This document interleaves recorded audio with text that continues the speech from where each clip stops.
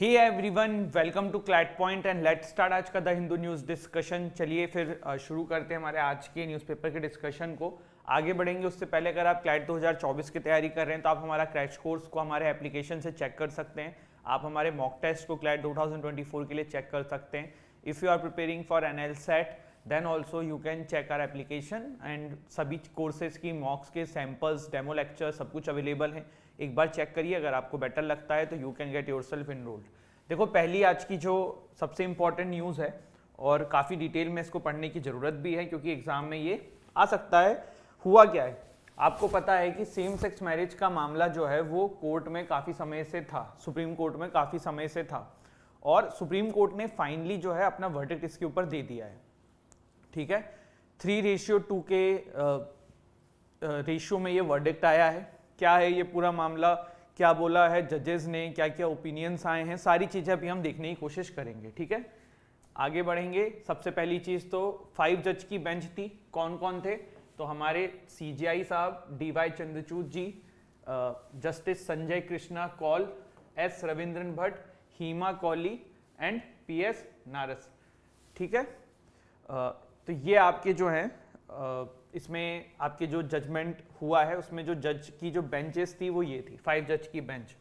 ठीक, इसके बाद देखो, सबसे पहले एक हेट्रोसेक्सुअल क्या टर्म होती है ये समझ लो, फिर धीरे धीरे आपको चीजें समझ में आएंगी।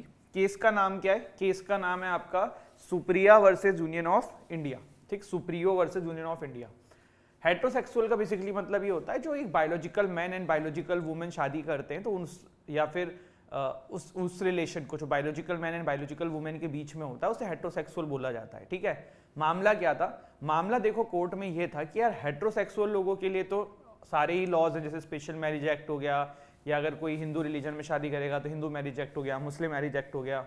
ठीक है, कहने का मतलब ये है कि जब कोई सेम सेक्स का बंदा शादी करना चाह रहा है तो फिर वो कहाँ पे शादी करे? तो उसमें ना 2-3 डिमांड थी। पहली तो ये थी कि सेम सेक्स मैरिज वालों को जो है स्पेशल मैरिज एक्ट के अंदर जो आपकी है इसके अंदर इनको शादी का राइट मिले।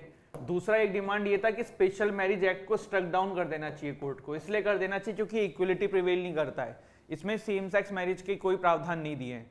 जैसे आप इसको इस तरीके से देख लो कि अभी कुछ दिन पहले आपने न्यूज में सुना था कि स्वरा भास्कर ने शादी करी थी। ठीक है, तो एक्चुअली उनकी जो शादी थी वो सेम रिलीजन में नहीं थी, तो उनकी शादी जो हुई होगी वो हुई होगी किसमें? स्पेशल मैरिज एक्ट के अंदर।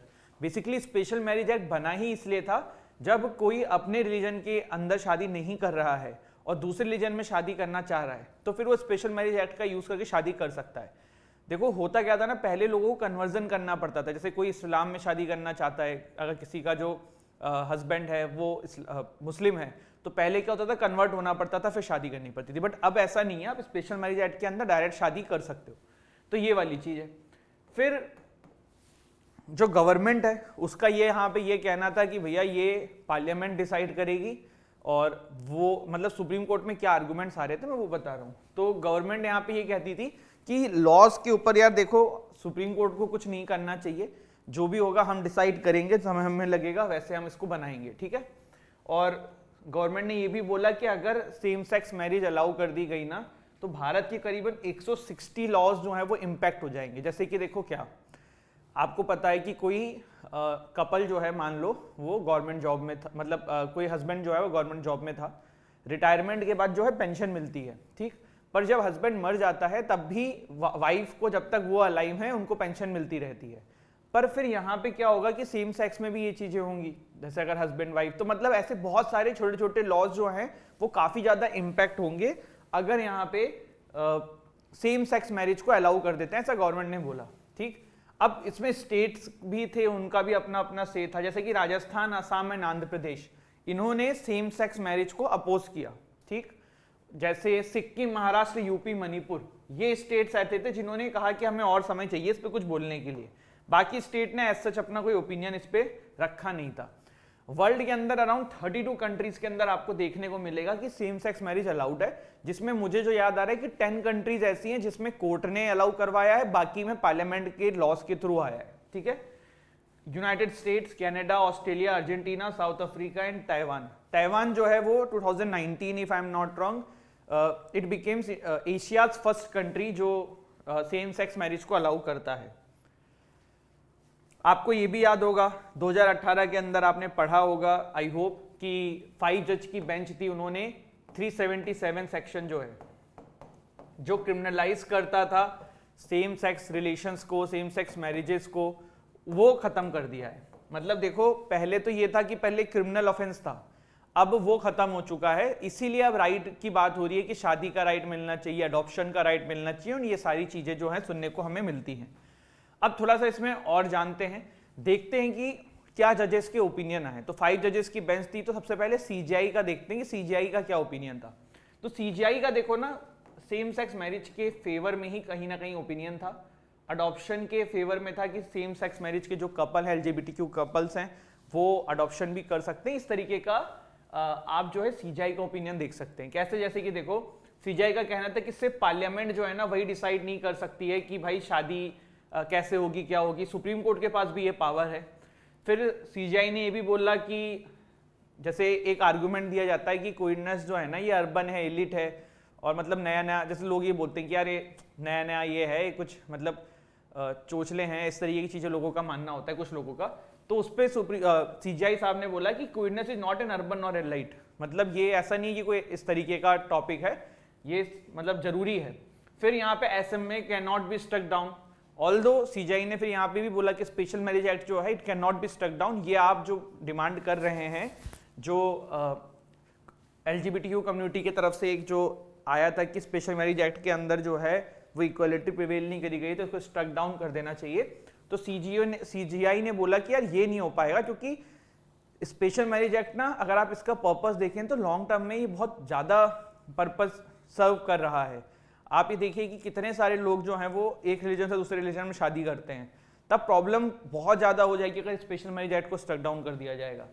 और जस्टिस कोल साहब ने सीजीआई के साथ अपनी चीज़ों को रिलेट किया है, सेम चीज़ें बोली गई हैं, मतलब सीजीआई प्लस जस्टिस कौल जी का जो वर्डिक्ट था वो जो 3:2 में था ना, वो 2 वाले साइड में थे, ठीक है।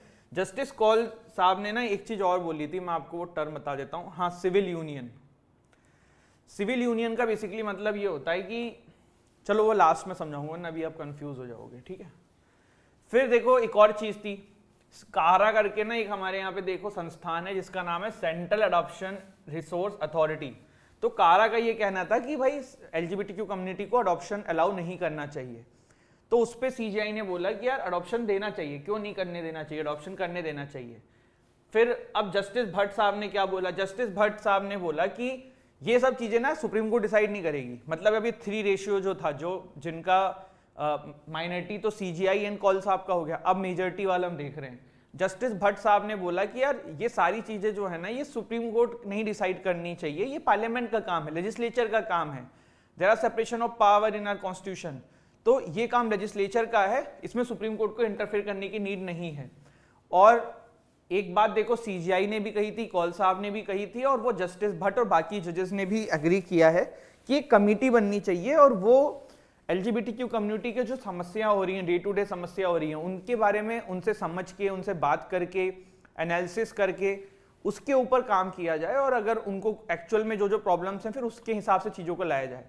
बट शादी और ये करना भी सोल्यूशन नहीं है, ठीक है, ये चीज़ यहाँ पे बोली गई है। देखो एक चीज़ मैं आपको यहाँ पे बताना चाह रहा हूँ कि क्यों ना ये एलजीबीटीक्यू कम्युनिटी के लोगों के लिए अडॉप्शन को ना इतना मना किया जाता है। ऐसा नहीं है कि देखो सभी लोग वैसे हैं, बट देन देयर इज की एक मछली तालाब को गंदा करती है, इस तरह के केसेस देखने को मिलते हैं। देखो जहां जहां पे विश्व में बहुत सारे कंट्रीज हैं जहां पे गे कपल्स को अडॉप्शन अलाउड है। आप ये न्यूज पढ़िए, gay couple charge with molesting their adopted sons also pimped them out to paedophile ring report claims. समझ में आया आपको कुछ?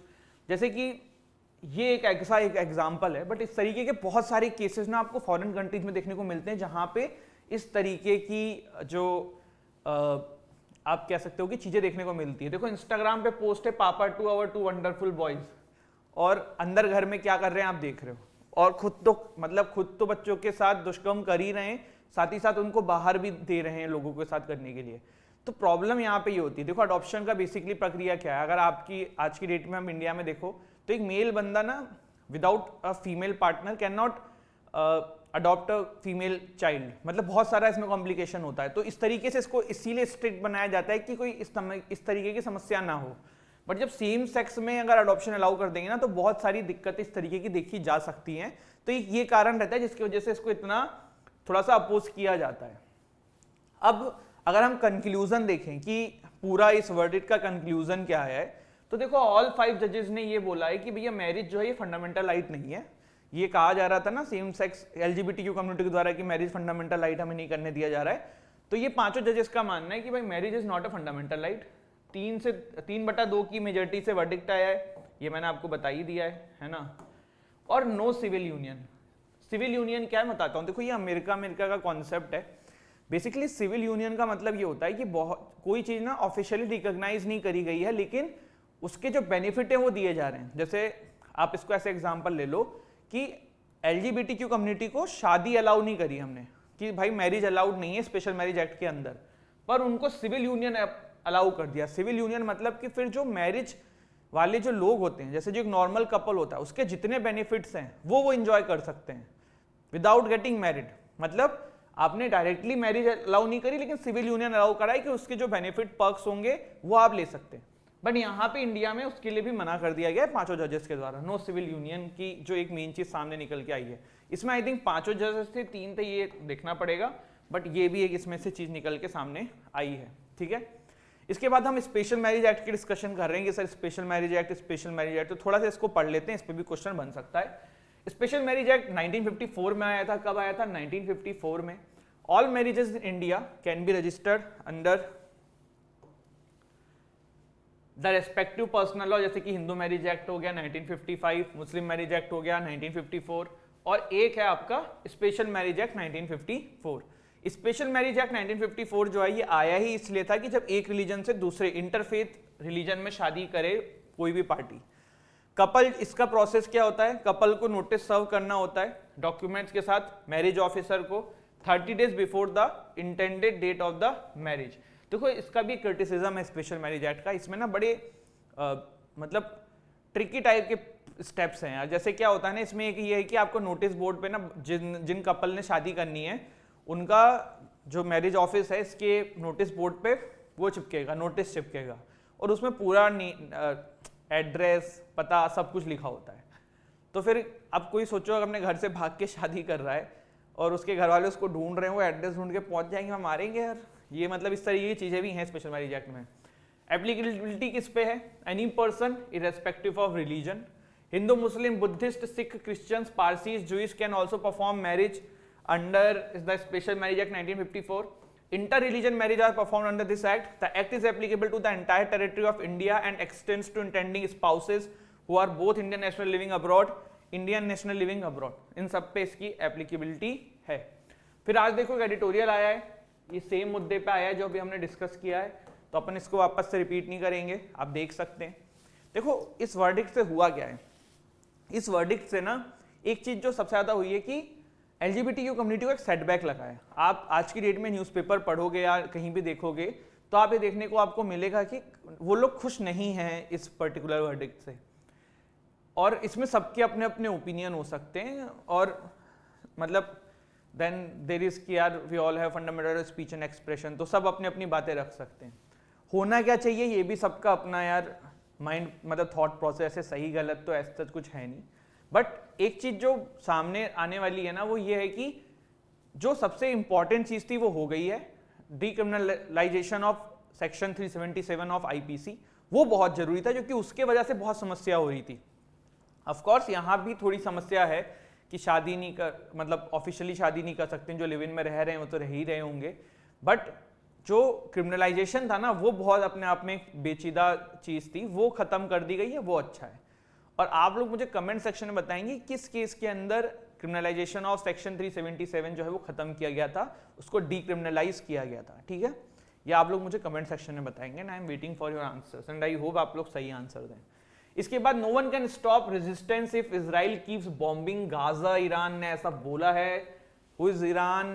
कहा ऐसा जाता है कि हमास के पीछे ईरान का काफी हाथ रहता है, काफी फंडिंग करता है, और इसीलिए इजराइल जो है वो नहीं पसंद करता है ईरान को, और इसीलिए ईरान न्यूक्लियर डील जो है ना वो अब वापस से आ नहीं पा रही है, क्योंकि इसराइल इस तरीके की चीज़ों को करता रहता है, plus Israel is very close ally of USA, तो वो भी एक अपने आप में कॉम्प्लिकेशंस हैं कि यार यूएसए जो है ना बहुत ज़्यादा इसराइल को नाराज़ नहीं करना चाहता है, तो वो वाली चीज़ है, ठीक है। तो यहाँ पे देखिए ईरान के सुप्रीम लीडर हैं अयतुल्ला अली खमीनी, उन्होंने वार्न किया है, no one can stop forces oppose to Israel if it keep bombing Gaza in response to attack by Hamas, if the crimes of the Israeli regime continues, Muslim resistance forces will become impatient and no one can stop them, खमीदी said। तो ये इस तरीके की statement इनके द्वारा आई है। तो this is it, ये था हमारा आज का सेशन एंड आई होप आपको सेशन अच्छा लगा हो। ऐसे ही हंसते रहो, मुस्कुराते रहो, पढ़ाई करते रहो। और अब देखो पेपर बहुत पास है आप लोगों का, तो थोड़ा सा सीरियसनेस अब आपके बिल्कुल चाहिए एग्ज़ाम के प्रिपरेशन के लिए। एंड एक क्वेश्चन बहुत बच्चे पूछते हैं सर कब तक पढ़ना है, कब तक करंट अफेयर करना है, तो 10th of November will be the ideal time, उसके बाद आप छोड़ देना, कोई मतलब नहीं है। 10th ऑफ नवंबर डेडलाइन है, जहाँ तक आपको करना ही करना है, ठीक है। जो भी आपकी कंटिन्यूअस प्रोसेस है, चाहे आप न्यूज़पेपर पढ़ रहे हैं, चाहे आप जो भी कर रहे हैं, वो आपको 10th ऑफ नवंबर तक गाइस कंटिन्यू करनी है, ठीक है। थैंक यू, बाय, जय हिंद, जय भारत।